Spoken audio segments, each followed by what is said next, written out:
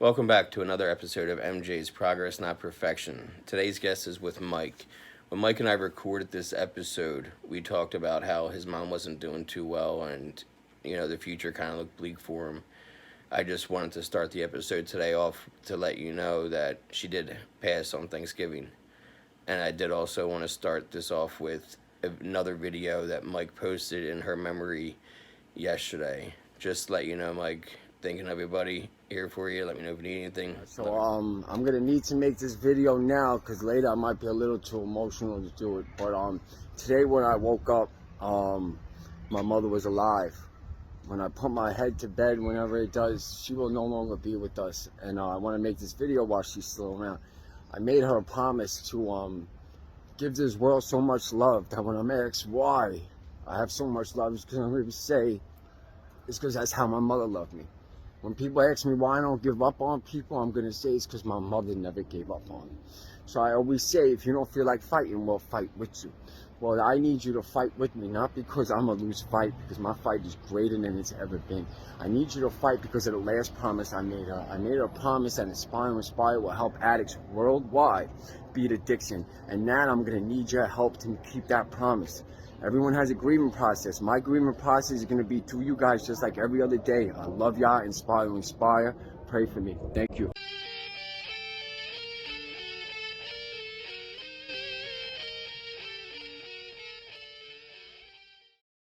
This episode is sponsored by MJ's Progress Not Perfection Meeting Center Association. We are in our meeting center where we do all these meetings for mental health and addiction.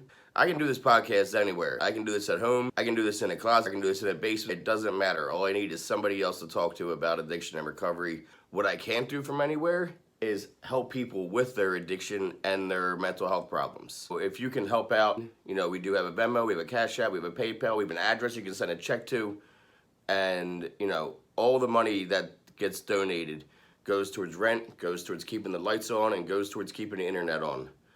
So please, if you can give $5, $10, $20, it doesn't matter. Anything you can is so appreciated. And if you are a local business, if you're a national business, whatever, and you want to be a part of what we're doing, you can reach out to me and we can talk about how you can be a sponsor. But I'll let you get back to the episode. Welcome to the show, Mike. And, I started this back in July, and I'm interviewing people every week about their stories and about their recovery, how they live their life now, and in September, I did an episode every single day to promote Recovery Month. So I had 30 stories out there in 30 days. And then I was sitting here and I'm thinking, it's November, it's about to be Thanksgiving and the holidays. I started looking up the rates around relapse and ODs and treatment center rates all skyrocket this time of year, which is not surprising. Suicide even skyrockets this time of year. And I was like, you know what? I'm going to put out an episode every day from Thanksgiving to New Year's Eve to promote awareness around what is going on in our community and how we can avoid doing stuff like that, and what better way to put out some more voices out there, some more people can reach out to. The more stories I put out, the more likely that somebody's out there in addiction that might resonate with somebody's story, right? And feel comfortable to reach out to one of us, especially, people like us that are really, people I've interviewed, right, that are low key, that they have careers outside of recovery. They had to be like, you don't show my face kind of thing. I can respect that. And then there's people like you and I that we're like, we're living out loud. Our recovery is loud, man. Everyone knows that follows us on social media is what we're going to post about that day. Yeah. And I love that. And what is your brand, Inspire2inspire? Inspire2inspire is so I was in this program that I'm in right now, say about a year and a half ago, and I came up with the idea to inspire, because they say if you do something an hour a day for 5 years, you become a master at it. Well, I was an addict for 24 hours a day, 17 years. So I'm way beyond that. So I was just thinking about, when I was in here last time, what do I want to do with life, and what is my best qualities? And you know what I'm saying? I'm a people person. I'm an extrovert, just like you know what I'm saying? And so I came up with the idea to inspire because the ripple effect of a conversation or the ripple effect of a moment goes so much further than the action. Like this conversation you and I are going to have, we don't know a year from now, 5 years from now, something pops up and it's like I get inspired by it. So I want to, like, greatness to me is inspiring you to inspire somebody else, to inspire somebody else, to inspire. And anyone could inspire anyone at any given moment, whether it's the addict with the needle in his arm, inspiring somebody that has X amount of years clean to stay clean, to remember that pain and suffering, or vice versa. The addict with 20 years clean can inspire the one with the needle on and be like, listen, I was there, bro. You know what I'm saying? I was there, sis. You know what I'm saying? You could do it. And not even just that, where my mind is at, because I'm now, what's the date? I'm 20 days drug-free off methadone. So I'm 6 months off of everything. But That's amazing. Yeah. Thank you. Thank you. So this program I'm in, they blind detox you. Basically, they don't tell you how they're letting you come down on your dose. Every day you go to the window, you get your methadone, you don't know what your taper is. This way you can't get in your head about, I'm at 20 this day and I need to be at, because that is a problem, man. And I preach harm reduction all day long out of my meeting center, right? Like we work with the United Way almost daily, United in Recovery. The person who heads up United in Recovery for United Way in our town has been on my podcast actually and told her story a couple of months ago. So we're all about harm reduction and Matt and promoting whatever way you got to do it, right? I even had the guy, Ken Anderson, who wrote the book on harm reduction, How to Change Your Drinking, and has a Facebook group with 10,000 people on my podcast called Hams. And it's all about tapering and harm reduction. And he drinks 1 day a week for like 10 plus years. He has planned intox days. And it's not for me. I can't do it, but more power to you, bro. You know what I mean? But still, that's the kind of thing is I'm not going to question his recovery. And I'm going to say his recovery. And I'm not saying sobriety, I'm saying recovery, right? Because there's a difference in that. Because it's the way he's working towards a goal to get away from where he was before. You know, there's people that watch my show and they criticize me because I've used cannabis in my recovery. And they want to tell me things. It's like, you don't understand when you're talking to another addict or alcoholic, and if they're on mat, and if they're on cannabis, or they're on sabat, whatever they're on, you don't know what you could be doing to their program by questioning it. Just because you have a resentment against them and the way they work their program, don't call that out. Put it on your fourth step like a responsible person who works the step. Put that person on your fourth step. Do not call out that. Do not make that person have to hold your resentment. You know, because that person could drink over it or get high over it and die over it. And then when I tell people, even clean and sober to me are two different things, right? Sober's off everything. Clean is a lifestyle. Like you could smoke weed. You're clean. You're not using the secondary. It's not becoming unmanageable. You're not chasing the weed. You know what I'm saying? And I'm not even smoking, bro. I don't even smoke it, to be honest with you. No, I use capsules, man. I in Pennsylvania, they don't have edibles. I take a capsule with my blood pressure medicine. So with my blood pressure medicine, 3 times a day, I'm microdosing with small dose capsules of THC.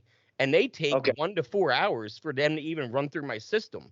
So the point is, I'm not trying to chase an immediate effect, right? We snort pills. We shoot. We chug drinks. We don't sip them.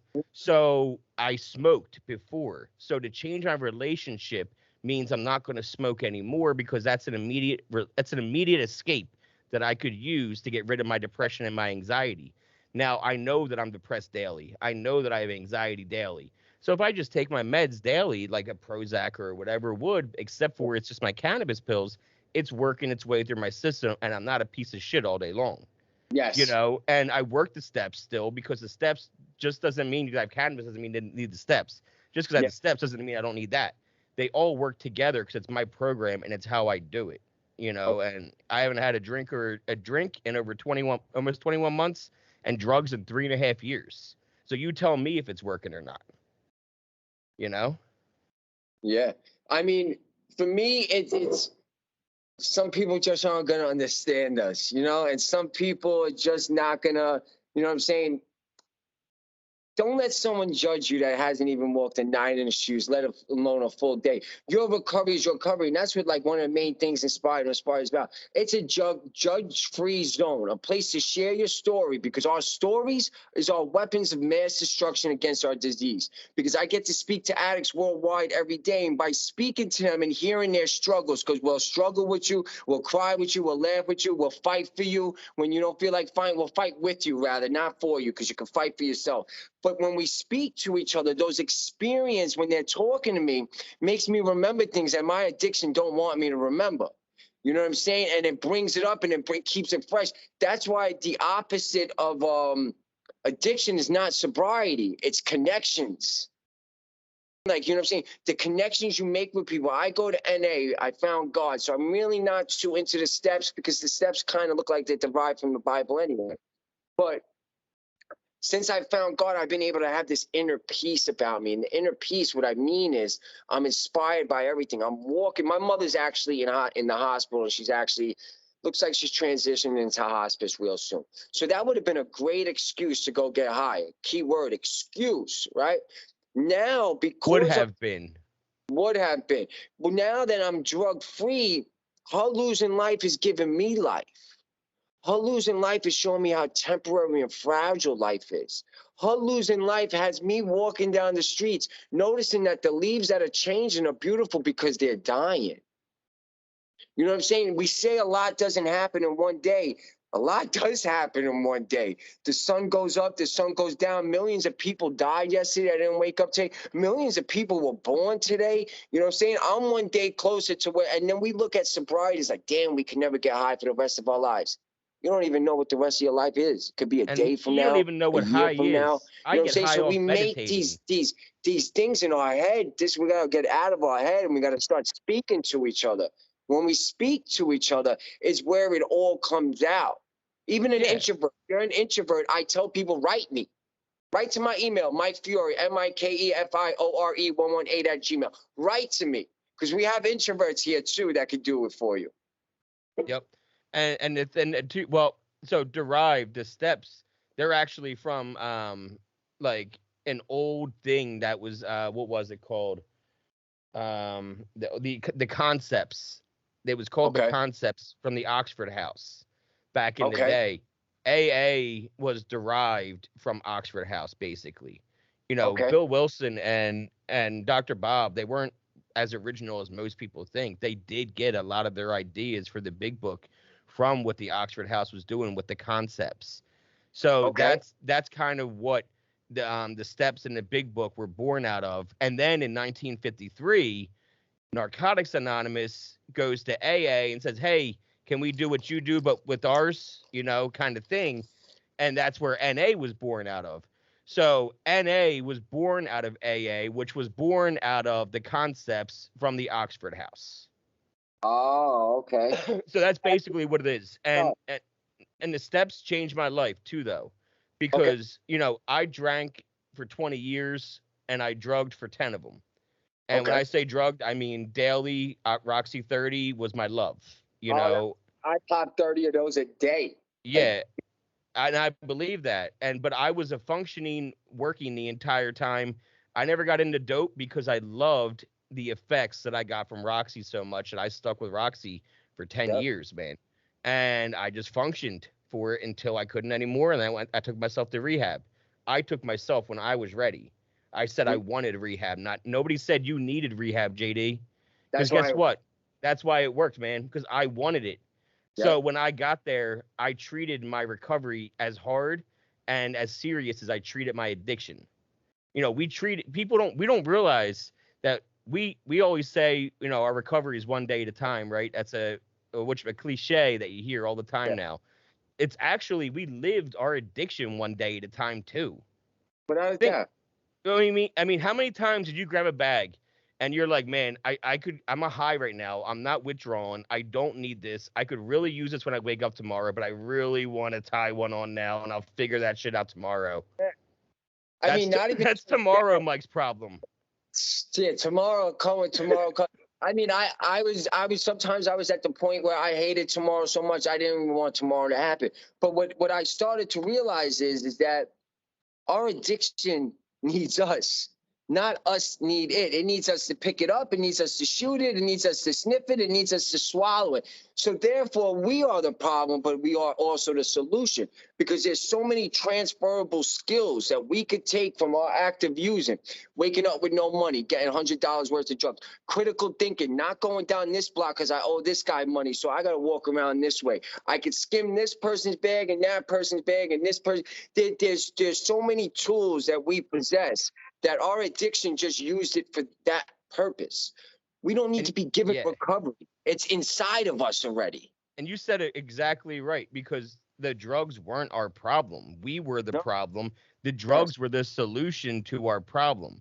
So now that we get rid of the drugs, life still happens. So we have to learn how to live life with dealing with the problems without that solution. And that's what the 12 steps gave me a lot of, was solution. You get a ton of solution. You find God that way. Yeah. And the first 3 is all about finding your relationship with your higher power, you know, and they all have sets. All 3 have different like things behind them. You know, the last 3 are all about giving it back now, and, you know, daily praying, daily, you know, check-ins, daily gratitude list, shit like that, prayer, meditation, and then give it back whenever you can. And that's what I do. I do 12 steps all day long when they come in here and they're still drinking. I had a woman come in here, 50 years old, come to her first ever AA meeting last week, sat down with me with just her and I. And we sat there for an hour and a half, and I asked her about her history of drinking. 49 years old, never stepped into a meeting a day in her life. So we got to have a real deal meeting one-on-one and just talk it out, man. And it was powerful because, you know, I got to see what it was like still out there to wake up, roll out of bed and need a beer like she does. Yeah. But, you know, and that's real life shit right there, man. Yeah. So what's working for me this time that hasn't worked last time is knowing that I'm not an addict because I use drugs. I use drugs because I'm an addict.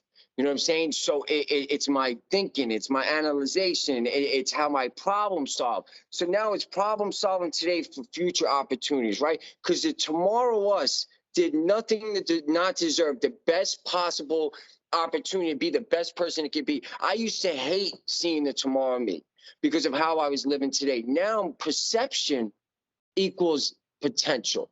You know what I'm saying? I used to say I can't, right? So I wouldn't even try something. I would say I won't. So I never did it. Now I can is like a passport to success, right? I can't used to be my prison, used to be where I live. I say I will now because I will grow. I will take the hits. Recovery, I'm starting with, it's just to take the drugs out of our life. It's not the thought. The thought is never going to stop. You know what I'm saying? So don't get upset when you get the thought. You know what I'm saying? Me trying to stop things created things.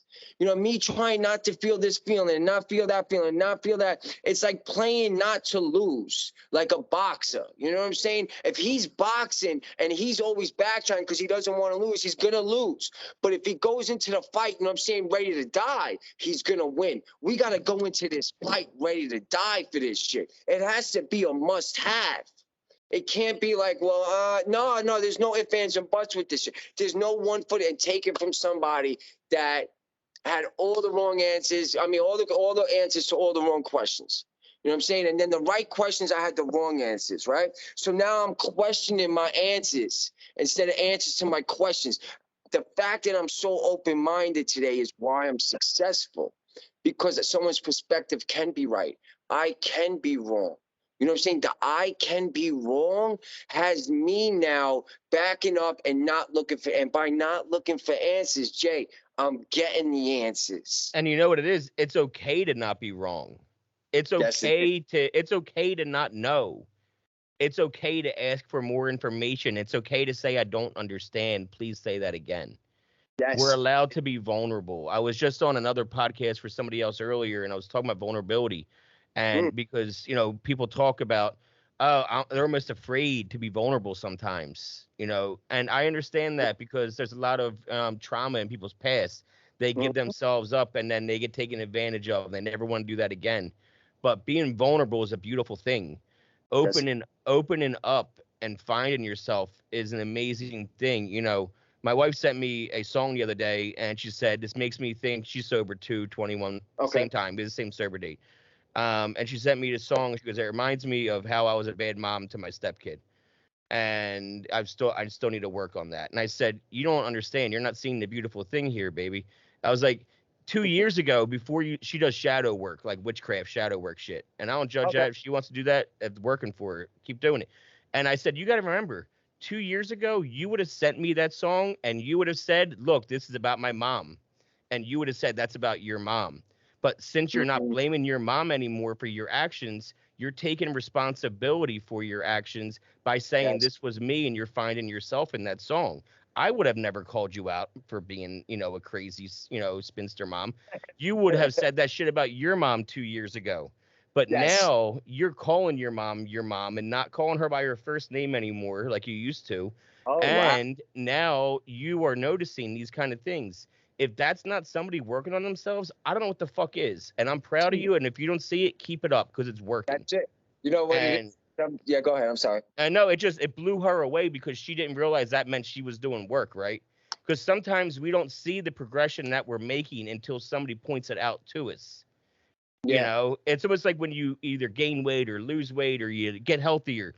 We see each other every day. We see ourselves all day. So it takes somebody else to be like, you lose some weight, man. You're getting a little buff. You're looking, That's you all it know, takes. yeah, And some different and perspective. I speak to people, and we don't know how strong we really are.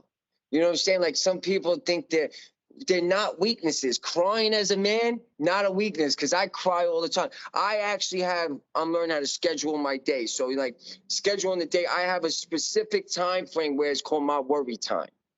It's where I worry. I put it all off throughout the day, because throughout the day, by putting the worry off, you're able to make a plan for it. You know what I'm Yeah. saying? You're able to talk to people. You ever deal with this? How'd you deal with that? You ever worry? So now when I come to my worry time, that's when I cry. That's when I curse. That's when whatever it takes. And then when that time is up, it's like the alarm clock. It's all right. It's going back to the day.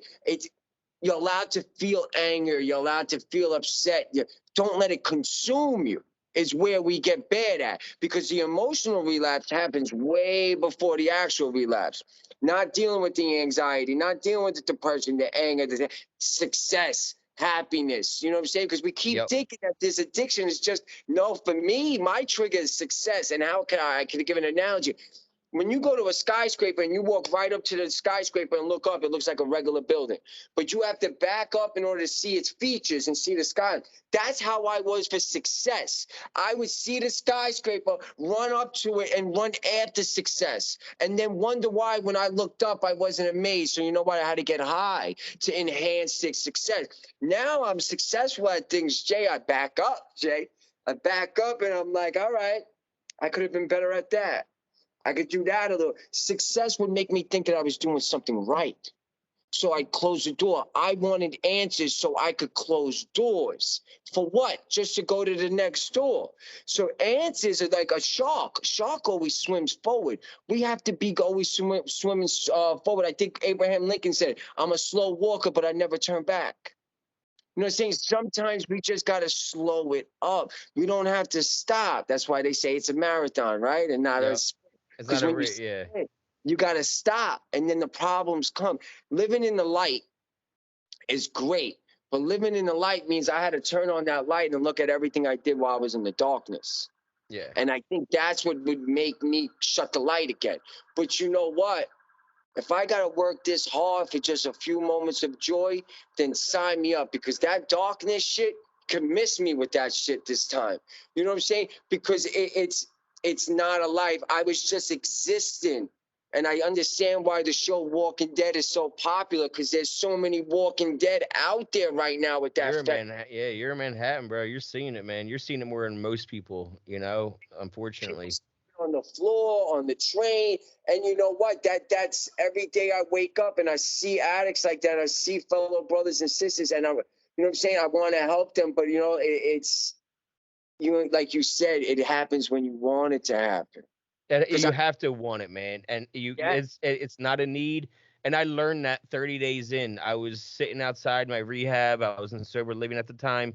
My good friend I met in This rehab. episode is sponsored by MJ's Progress Not Perfection Meeting Center Association. We are in our meeting center where we do all these meetings for mental health and addiction. I can do this podcast anywhere. I can do this at home. I can do this in a closet. I can do this in a basement. It doesn't matter. All I need is somebody else to talk to about addiction and recovery. What I can't do from anywhere is help people with their addiction and their mental health problems. So if you can help out, we do have a Venmo, we have a Cash App, we have a PayPal, we have an address you can send a check to, and all the money that gets donated goes towards rent, goes towards keeping the lights on, and goes towards keeping the internet on. So please, if you can give $5, $10, $20, it doesn't matter. Anything you can is so appreciated. And if you are a local business, if you're a national business, whatever, and you want to be a part of what we're doing, you can reach out to me and we can talk about how you can be a sponsor. But I'll let you get back to the episode. She just relapsed again. She was going back to the treatment center and she was like upset, smoking a cigarette with me. And she's like, I don't get it. She's been in and out of the rehabs so many times. And this is my first time and I'm nailing it. And she's like, I don't get it. You're here getting chips and working steps and I keep relapsing. I need this so bad. I don't understand. I just really need to do this. And I'm like, it hit me right then and there when she said that. I'm like, why do you need it? Who do you need it for? Ultimatum. And she was like, well, my family and blah, blah, blah. And then it all came together. I was like, oh, you see, you need it for somebody else. And that's why it's not working. I want it for me. And that's why it's working, and it's one of those things like I had a case against me sitting in, in Jersey waiting for me for, possession. But I forgot I even had that case waiting for me until I was in the air flying to LA to treatment. I wasn't even going there. I went to court 2 weeks before that, high out of my mind. It was on my flight to LA when I had like, oh shit, I got court next week. Like I forgot. I like on a whim went to rehab. It was like, I'm ready to go. I need to go.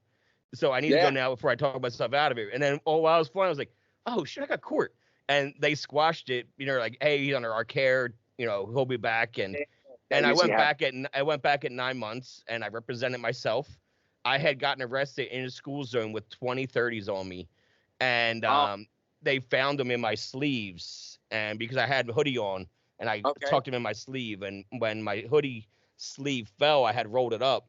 When they put the cuffs on me that fell down, he grabbed my sleeve and he found them. So he pulled them out and he goes, hey, you can stop looking for stuff in his car. We found them. So, because they were searching my car while they were cuffing me. See how it is, probably. So, I went back to court and I didn't go with a lawyer. And I told them, listen, I'm representing myself. You can throw the book at me, whatever you want to do. Give me drug court. I don't care. I'm 9 months clean and sober. I have sponsees. I have a sponsor. I go to 2 meetings a day. I'll pass all your drug tests you want to give me. Let's just move this along. And the prosecutor was like, what? I never had somebody say all that to me. Like, just cop to everything and just be like, throw the book at me. I'm like, well, I'm just being honest. Like, there's nothing a lawyer could do to help me. I'm caught. They caught me. I went to treatment. And she was like, well, did the cops tell you if you go to treatment, we'll give you a deal? I said, no, honestly, I forgot all about that until I was flying to LA. And I was like, oh, yeah, I got court. I should call them. She was like, wow, you are just like completely honest, aren't you? I said, that's all. I'm trying to run an honest program. 9 months sober today. I showed her my chip. And she was like, oh, wow, congratulations. She came back, $800 fine. And that was it. Take that. I'll take that. I'll take that all day. But you know what it is? It's, I think it's just we go by, at inspire2inspire, I have this OCA routine, right? It's something I created for myself that works. So always the open-mindedness. We spoke about it, but the C is the communication. The communication, not just what you and I are doing, the communication of listening. Because I think when people hear communicating, they think it's speaking. You could get a lot further with just listening than speaking. Then it's also the self-talk. How are we communicating to ourselves? You know what I'm saying? And then the A is the accountability. The accountability leads to humility. For an addict, once we start taking accountability for our actions, like you just did in court, there's nothing you could say to us. It's like Eminem at the 8 Mile movie. At the end, when he tells on himself, homie had nothing to say to him. When we are the ones that bring it out, and that's what a lot of my videos are. My video diaries are just me telling on myself, Yeah. basically. But by me telling on myself, it's now like, because my main struggle with life was perception. If you thought I had something and I didn't, good with it. If you thought I was with this one and I wasn't, good with it. Everything you thought about me, if it was what I thought people should know and I didn't have it, I was cool with it. But then, you know, what started happening, I had to start manipulating, I had to start lying. Then I looked in the mirror, I didn't even know who I was. Then I had to get high because I didn't want to deal with any of that. So before I knew it, I'm 10 years in. I was on methadone 17 years at 140 milligrams. Today, I just got my Vivitrol shot because I understand that with my mother going through, or the transition she's going through, it's possible that she might not be here tomorrow, which is a possibility for all of us. But for her, it might be a little bit greater. So I just want that security blanket. I'm making a plan where they say, if you don't plan, you plan to fail. You know what I'm saying? There's something I use in college called the POWER method: prepare, organize, work, evaluate, and rethink. You know what I'm saying? So now every move I make is calculated, just like when I was an addict. Every move was calculated. So there's no reward without a risk, but we could take calculated risk. We don't have to just start throwing ourselves out there for failure. You know what I'm saying? This is why it's so important. And if you don't have a support system, you know what I'm saying? If you don't have someone, whoever's listening to Inspire is here for anyone and anyone. Listen, our addiction doesn't care what color we are, what religion we are. It doesn't care if we have kids. It doesn't care if our parents just die. It doesn't care if we lose our job. So if he doesn't care, then my Inspire doesn't care. You will not be judged because of anything. So come here, talk to us, tell us how you're struggling, because your struggle could help me succeed in my life. My struggle could help you succeed in your life. We don't understand how. There was a study with monkeys, real quick, right? The monkey, they were giving it cocaine. It died of starvation with food next to it because the brain chemistry rewires.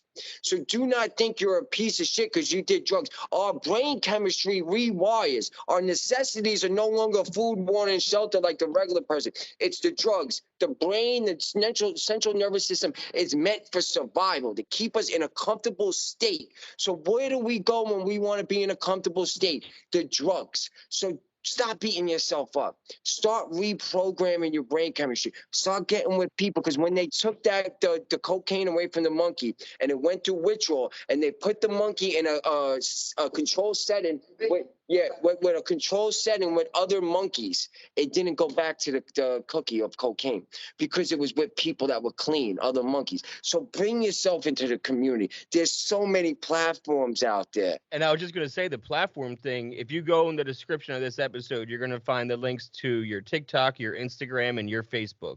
I'm going to put all 3 links in there so people can find you on any of the platforms, because I know you're active on all 3. Yeah. I think I saw you on Facebook on one day, and then I saw you on TikTok the next, and I'm like, oh, cool. I'm going to get a hold of him. I want to hear more about him.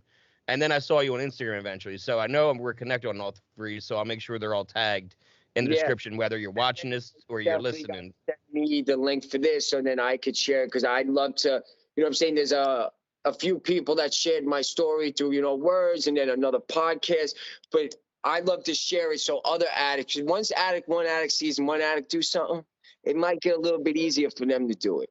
So now people are sharing their stories with the people that I shared mine with. So I want to get you out there, because I've listened to a few of your podcasts. They're great. Thanks, great buddy. Source of information. You know what I'm saying? It's a beautiful thing when what they say, you got to give it in order to keep it. And I understand what that means, because when you give it, you start reliving these things that we forget. And we could get real stagnant in recovery, stagnant, real quick. They're busy or productive, 2 different things. Busy is having a lot of things going on and just doing them. I used to be busy. Productive is doing things with purpose. Mm-hmm. So you can still be busy, but have some kind of purpose with what you're doing in life. Who is it benefiting? Is it making the tomorrow me better? Everything is about growth. Our bodies is all about growth. Cut your fingernails, they're going to grow back. Cut your hair, they're going to grow back. So the soul can grow back, but that's where the spirituality has to come in. Because recovery is putting your faith that no matter what, if we don't pick up, tomorrow will be better, no matter what's going on around us. That's faith, believing in something that you can't see. For me, it was God. I found God. Ever since I found God, ever since I started praying, ever since I started giving him praise, ever since I started going to church, Jay, I ain't even going to lie to you. It's like he's talking to me.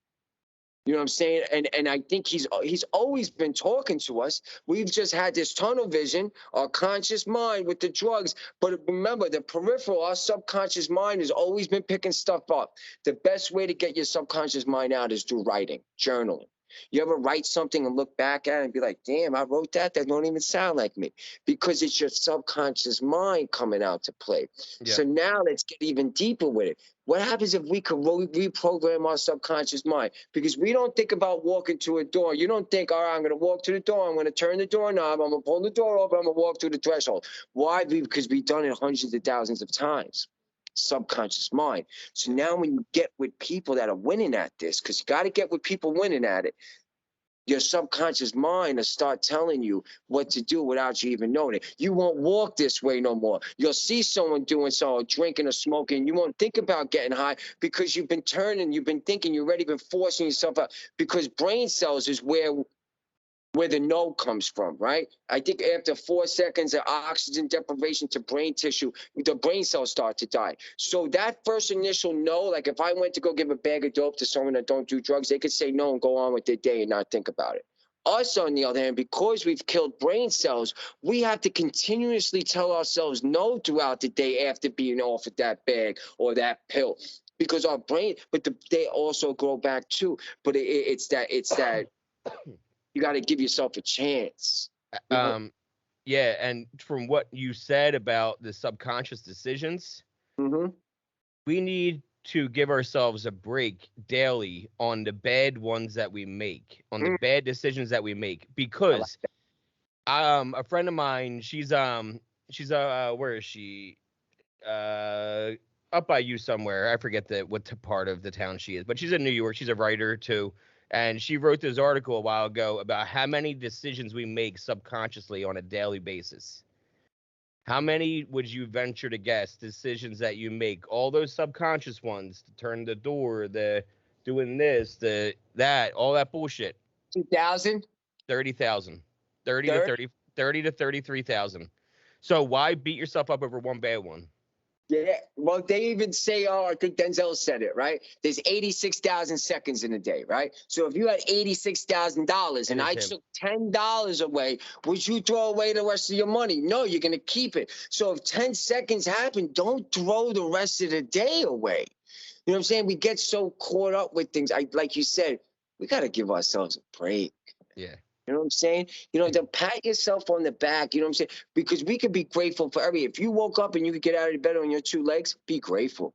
If you woke up and you could see things, be grateful. If you woke up and you can express your feelings through your senses and your words, look at Helen Keller, man.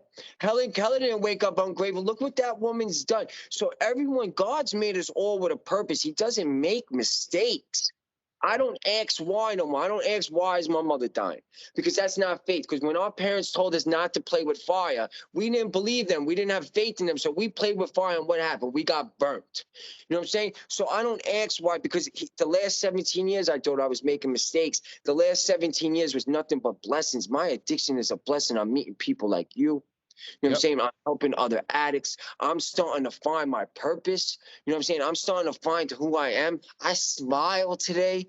You know what I'm saying? Like I said that, like, I laughed for the first time when I got sober, right? In a long time. And it's ironic because I was doing stand-up comedy in addiction, right? I'm going to stand-up clubs all the time, 4 or 5 times a week while I was in addiction.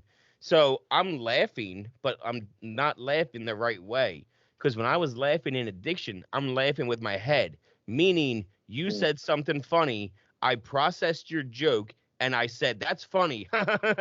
Yes. And then when I got sober, I genuinely laughed with my stomach again.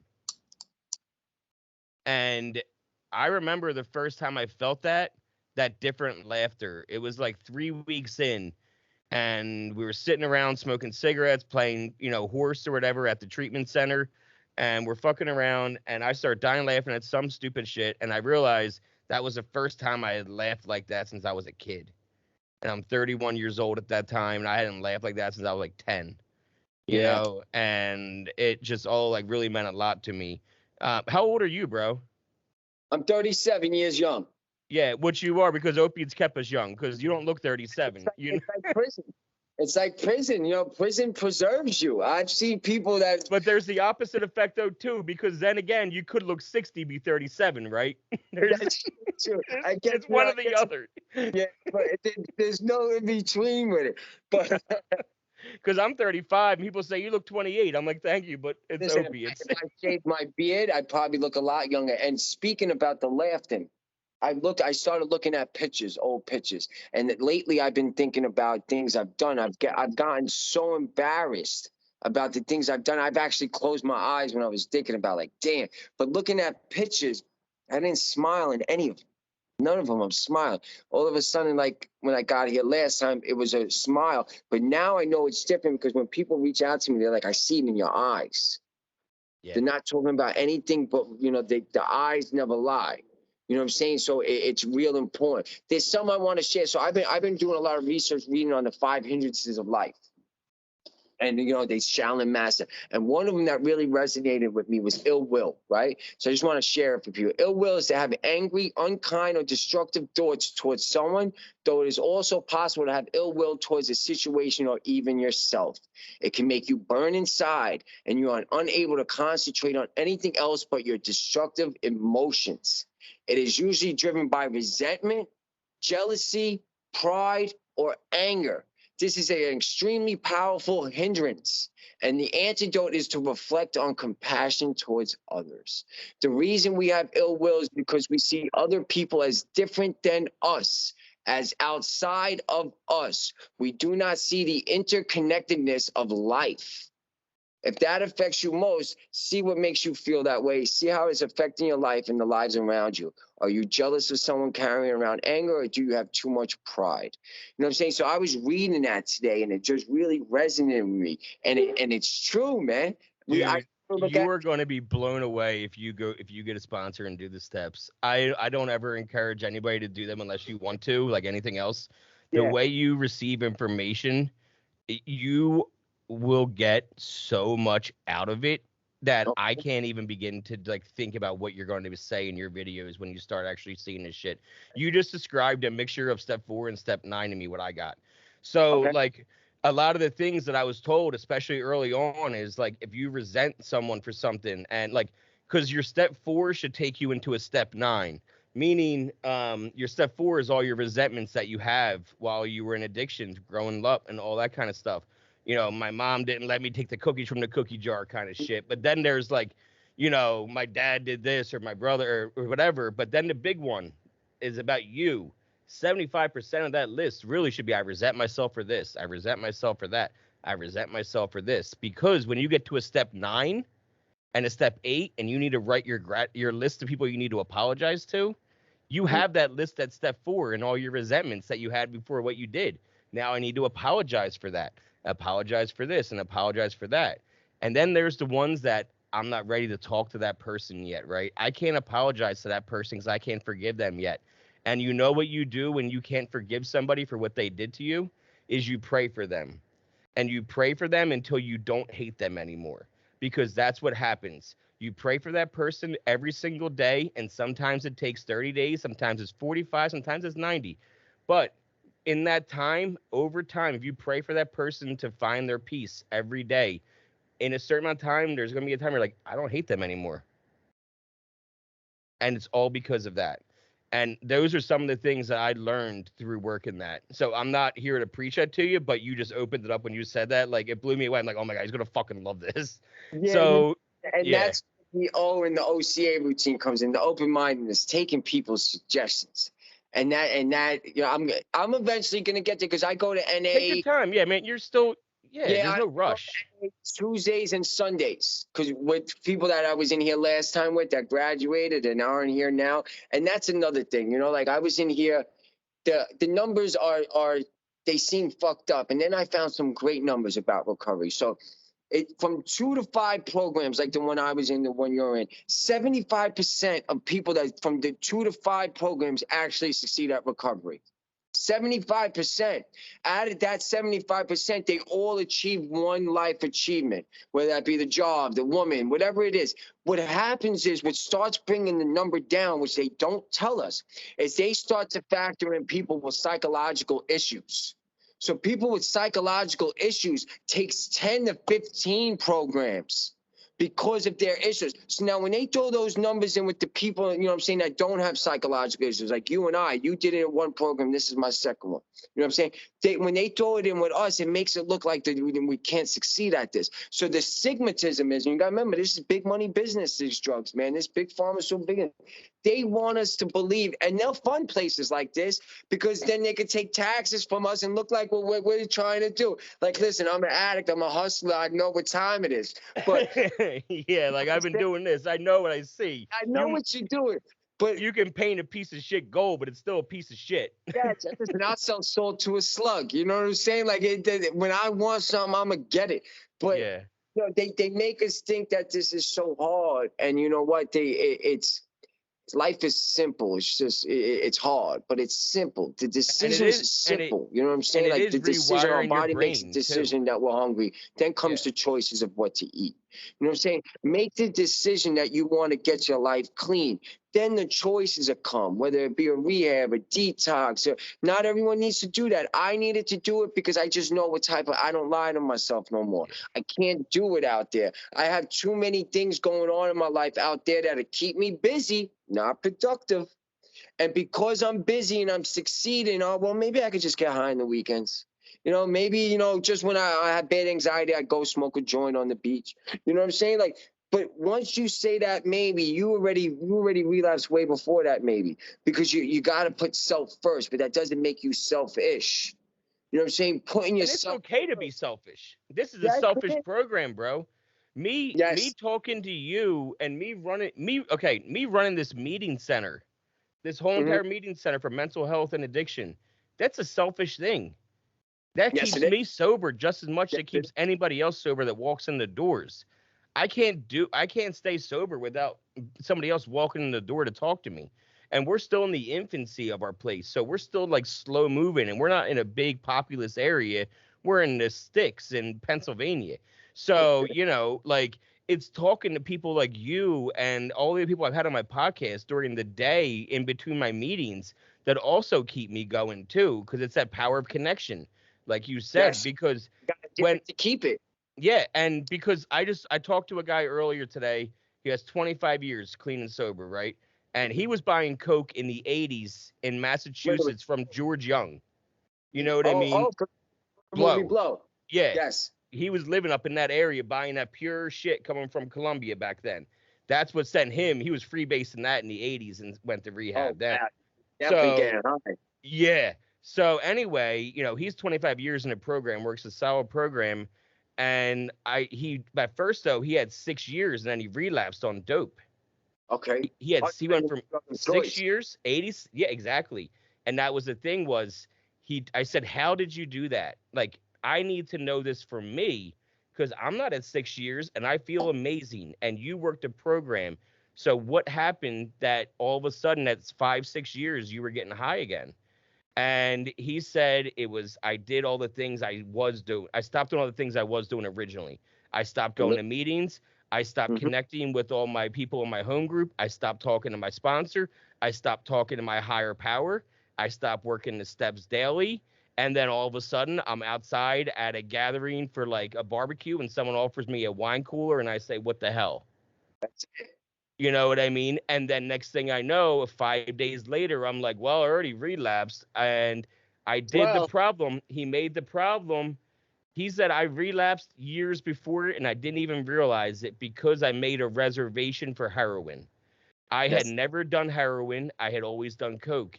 So when I started hearing about it in the rooms, I made the reservation if I had ever relapsed that maybe I would do that someday. And that's a huge mistake I made early on. Never make that reservation because the problem is you might show up for it. And then what? So he showed up for his reservation 6 years clean making a bank, owned his own business, and he could afford his addiction. He could bankroll his addiction, which was even more dangerous, as we both know.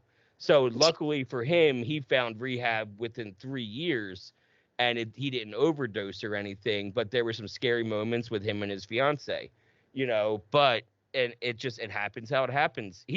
Vivitrol, actually, you reminded me, he went on naltrexone. He tried to go on naltrexone in 87 or 90, no, 87, or whatever it was, 93, 87. They drove him down to Cherry Hill, New Jersey from Massachusetts, and they hooked him up with this guy that put you under anesthesia while he gave you Vivitrol while you were still withdrawing. No, so crazy. that you would be under anesthesia to not have to feel the precipitated withdrawal. And he ended up getting so fucked up from it that he ended up going right back to Mass and then shooting up for the first time. Yeah, wow. Yeah, because it didn't work out. Because I was like, really? I was like, that works? Anesthesia? He was like, well, let me finish the story. And I was like, oh, that's why they don't use that method. Like that, it doesn't work. Crazy. So I actually have 5:30 pregame. I'm actually going live at 6 with someone from Delaware, my man Hayden. But I had a great time speaking with you. Yeah, if this is something you want to do on a weekly basis, I'm with it. I'm always with talking. It's a great conversation. So I guess just end it, right? Just honor your past, right? Celebrate the present. That's why it's called a gift. You know what I'm saying? And then expand for the future. So the expansion for the future, if anyone out there needs to speak to someone, Inspire wants to meet you. We don't discriminate. You know what I'm saying? Whoever you are is good enough for us, because whoever you are can help somebody here. And we still get high at Inspire, but it's an acronym. It's how I get hungry. You know what I'm saying? So how are you getting hungry for your recovery today? Why are you not motivated for your recovery? Check in with us. You know what I'm saying? If you don't check in with us, we'll check in with you. It's a place for your judgment, your recovery. Like, Jay said, is your recovery. You smoke weed, you could drink on weekend, whatever it is. We're not here to tell you you want methadone, you want Suboxone. Your recovery is your recovery. As long as you give us the thought of wanting to do better, and as long as you want to help with your story, we're here for you when you want to be ready, and we've been waiting to meet you. Exactly. I couldn't have said better myself. So have a good call, man. And the weekly thing, it might be, I'm good with doing it on TikTok or Instagram or Facebook or something like that. And we can hop on and just talk whatever about our week is, recovery is. I'm good with that. If you want to hear more about Mike, go to the description, whether you're listening or watching. Click on any of the links, whether it's TikTok, Facebook, Instagram, they're all below. But thanks again, Mike, and we'll talk soon, buddy. Yeah, it's a pleasure, man. Thank you. Have a good day, man. All right, see you. You too, brother. All right.